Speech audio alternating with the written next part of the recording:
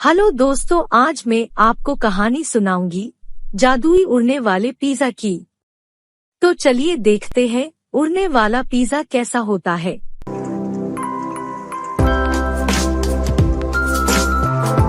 बहुत समय पहले की बात है। बुलबुल नाम का एक गांव था जिसमें सपना नाम की लड़की अपने माँ बाप और छोटे भाई भोला के साथ रहा करती थी। सपना अपनी माँ के साथ घर के काम में हाथ बटाया करती थी और उसका छोटा भाई भोला पढ़ने स्कूल जाया करता था, क्योंकि सपना के पिताजी चाहते थे कि वह बड़ा होकर अच्छी नौकरी करे और एक बड़ा आदमी बने। सपना भी पढ़ना चाहती थी, लेकिन उसके पिताजी की सोच थी कि सपना पढ़ लिख कर क्या करेगी, वो नौकरी तो कर नहीं सकती क्योंकि उसको तो शादी करके दूसरे घर जाना है, तो उसे तो घर गृहस्थी संभालनी है। इसलिए सपना के पिताजी चाहते थे कि वह ज्यादा से ज्यादा समय अपनी माँ के साथ बिताए और घर के कामकाज सीखे। सपना बहुत होशियार लड़की थी। वो पढ़ नहीं सकती थी, तो उसने अपनी होशियारी खाना बनाने में लगा दी।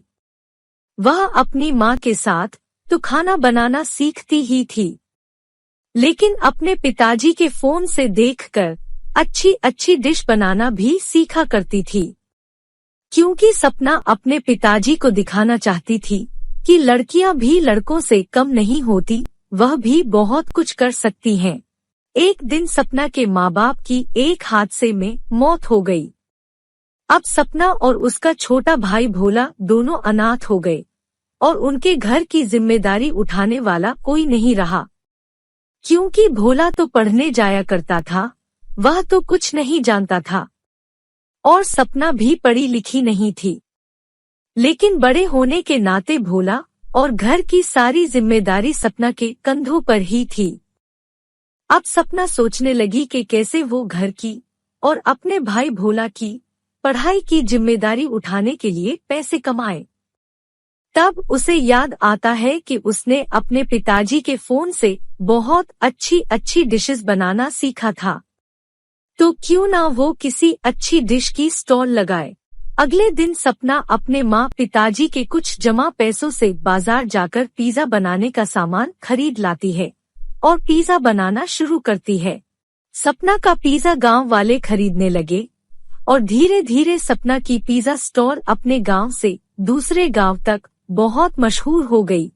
लोग दूर दूर से सपना के हाथ के बने पिज़्ज़ा खाने उसकी स्टॉल पर आया करते थे। अब बड़े पैमाने पर सपना की आमदनी दिन पे दिन बढ़ती ही जा रही थी। सपना बहुत खुश थी और दिन रात पिज़्ज़ा बनाने में खूब मेहनत करती थी। एक दिन गांव का बहुत बड़ा जमींदार सपना को अपनी बेटी की शादी के लिए 1000 पिज़्ज़ा का ऑर्डर देने आया। सपना, कल सुबह तक तुम 1000 पिज़्ज़ा मेरी हवेली पर डिलीवर कर जाना। कल मेरी बेटी की शादी है, बहुत अच्छे पिज़्ज़ा बनाना और समय पर पहुंचा देना। इतना कहकर जमींदार वहां से चला जाता है। सपना इस ऑर्डर से बहुत खुश थी।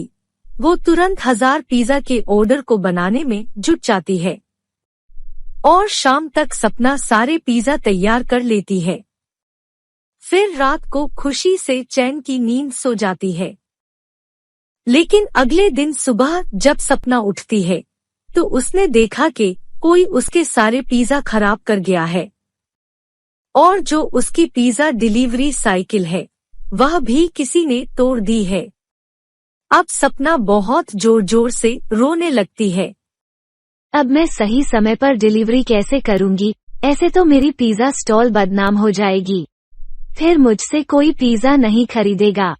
सपना एक बहुत ही अच्छी लड़की थी, तो सपना को यूं उदास देखकर पिज़्ज़ा की परी को बिल्कुल भी अच्छा नहीं लग रहा था, तो वह झट से सपना के पास आती है।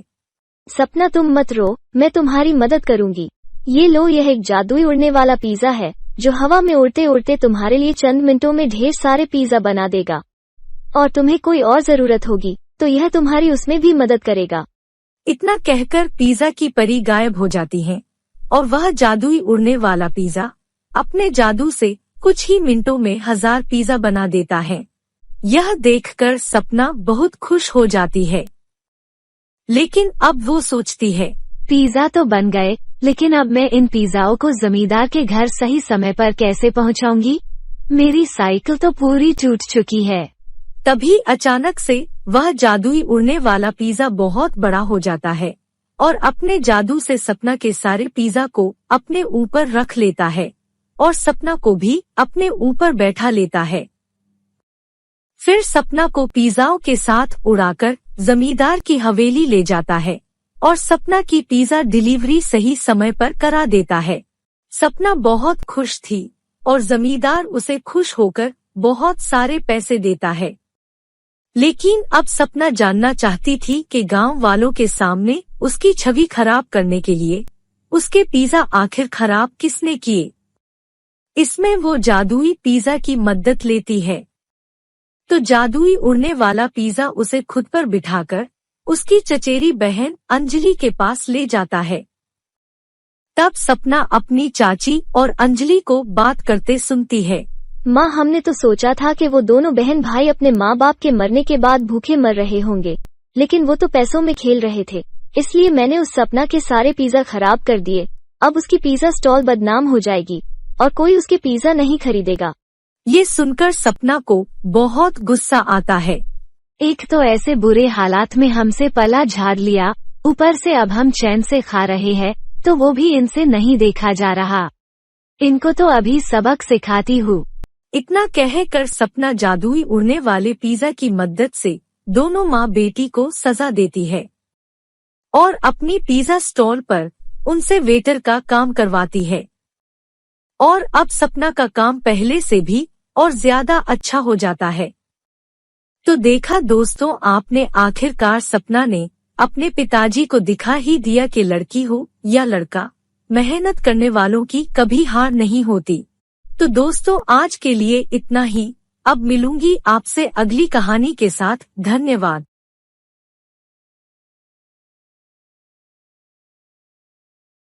हेलो दोस्तों, आज मैं आपको कहानी सुनाने जा रही हूँ जादुई वॉशिंग मशीन की। चलिए देखते हैं ये जादुई वॉशिंग मशीन क्या कमाल करती है।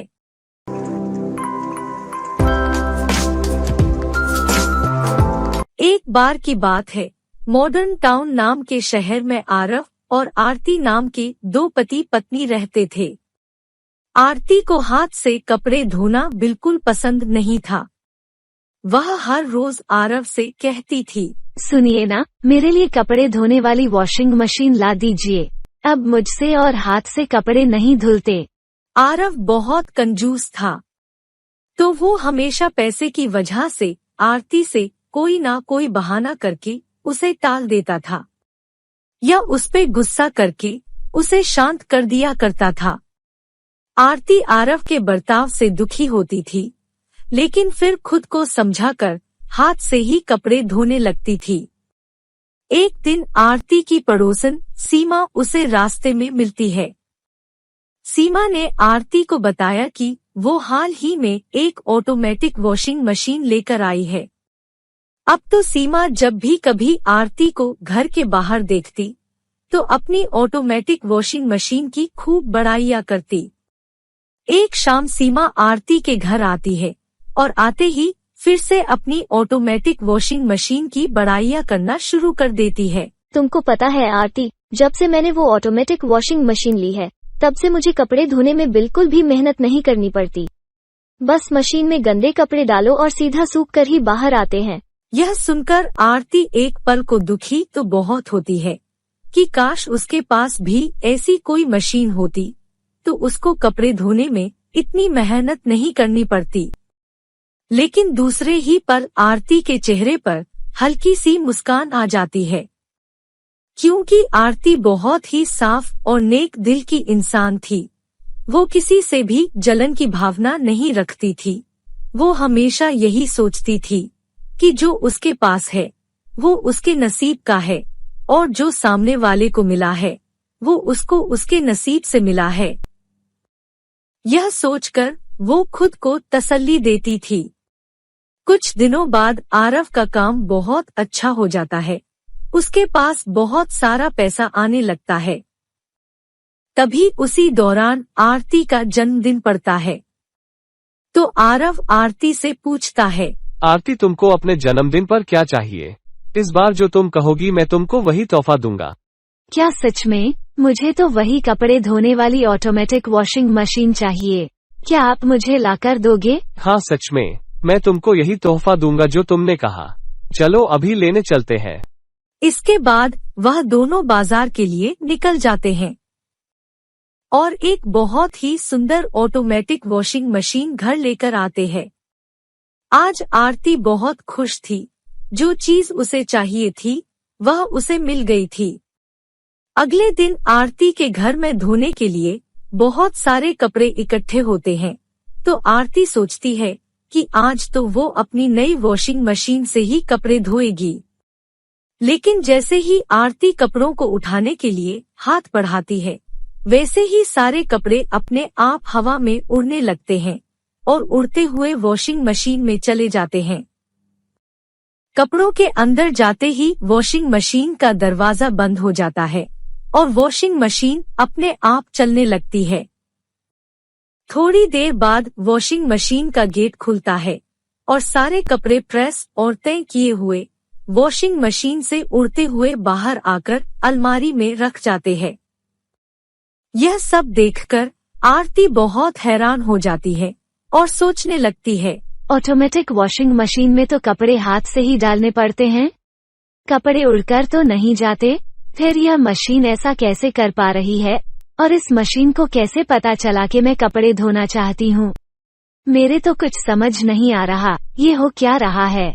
यह सुनकर वॉशिंग मशीन बोलती है, मैं एक जादुई वॉशिंग मशीन हूँ। तुम एक नेक दिल की अच्छी औरत हो, इसलिए मैं तुम्हें मिली हूँ।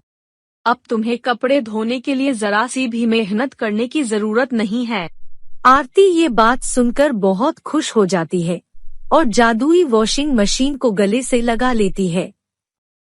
लेकिन ये सारी घटना घटते हुए आरती की पड़ोसन सीमा देख लेती है और आरती से जलने लगती है और सोचती है, अब मैं इसके सामने कैसे डींग मारूंगी? इसके पास तो मुझसे भी अच्छी ऑटोमेटिक वॉशिंग मशीन आ गई है। लेकिन इसे यह मशीन मिली कहाँ से? ऐसी मशीन तो कहीं नहीं मिलती है बाजार में। क्यों ना मैं इसकी मशीन को चुरा लूं? फिर तो मुझे बिल्कुल भी मेहनत नहीं करनी पड़ेगी कपड़े धोने में, और मैं बाकी के भी सारे काम इसी जादुई वॉशिंग मशीन से करवा लूंगी। दूसरे दिन आरती को घर का सामान लेने बाजार जाना होता है। तो आरती जब भी बाजार जाती थी तो वह अपने घर की चाबी अपनी पड़ोसन सीमा को दे जाया करती, क्योंकि बीच में अगर आरती के पति आरव को घर पर कुछ काम होता तो वह सीमा से घर की चाबी ले लिया करता। मौके का फायदा उठाकर सीमा अपनी साधारण वॉशिंग मशीन से आरती की जादुई वॉशिंग मशीन को बदल देती है, क्योंकि दिखने में दोनों वॉशिंग मशीन एक जैसी थी। अब घर जाकर सीमा उस जादुई वॉशिंग मशीन में कपड़े धोने की सोचती है। तभी वह वॉशिंग मशीन अपना काम शुरू कर देती है, लेकिन सारे कपड़ों को हवा में उड़ाकर अपने अंदर तो डालती है, पर वह उन्हें साफ करने की बजाय उन्हें और गंदा और मैला करके अलमारी में रखती है और सारे घर को भी गंदा कर देती है। ये देख सीमा जोर जोर से रोने लगती है। हे भगवान, इस वॉशिंग मशीन ने तो कपड़े साफ करने की बजाय गंदे कर दिए और मेरा घर भी इतना गंदा कर दिया। सीमा की रोने की आवाज सुनकर आरती उसके घर आ जाती है तो सीमा उससे रोते रोते कहती है, यह देखो, तुम्हारी बेकार वॉशिंग मशीन ने मेरे घर का क्या हाल किया है। इसने मेरे सारे कपड़े साफ करने की बजाय गंदे कर दिए और मेरे घर का ये हाल कर दिया। तुम मुझे मेरी वॉशिंग मशीन वापस कर दो और अपनी बेकार मशीन को यहाँ से लेकर जाओ। तब वॉशिंग मशीन बोलती है, तुम एक कपटी और दूसरों से जलन की भावना रखने वाली चोर औरत हो। तुमने आरती के विश्वास का गलत फायदा उठाया है। वह बहुत विश्वास से तुम्हें अपने घर की चाबी देकर गई थी, लेकिन तुमने क्या किया? तुमने उसके घर से चोरी की। इसलिए मैंने जादू से तुम्हारे कपड़ों को साफ करने की बजाय उन्हें गंदा किया। मैं आरती जैसे नेक और अच्छे लोगों की मदद करती हूँ, ना कि तुम्हारे जैसे कपटी और जालसाज लोगों की। यह सुनकर सीमा को खुद पर बहुत शर्मिंदगी होती है और वह आरती से माफी मांगती है। फिर सब ठीक हो जाता है। तो देखा दोस्तों आपने, इस कहानी से हमें सीख मिलती है कि हमें कभी किसी पर आंख बंद करके विश्वास नहीं करना चाहिए और हमें किसी पर खुद से ज्यादा सामान देखकर जलना भी नहीं चाहिए, बल्कि हमें यह सोचना चाहिए कि जो हमारे पास है वह हमें हमारे नसीब से मिला है और जो सामने वाले के पास है वह उसे उसके नसीब से मिला है। तो दोस्तों आज के लिए इतना ही। अब मिलूंगी आपसे अगली कहानी के साथ। धन्यवाद।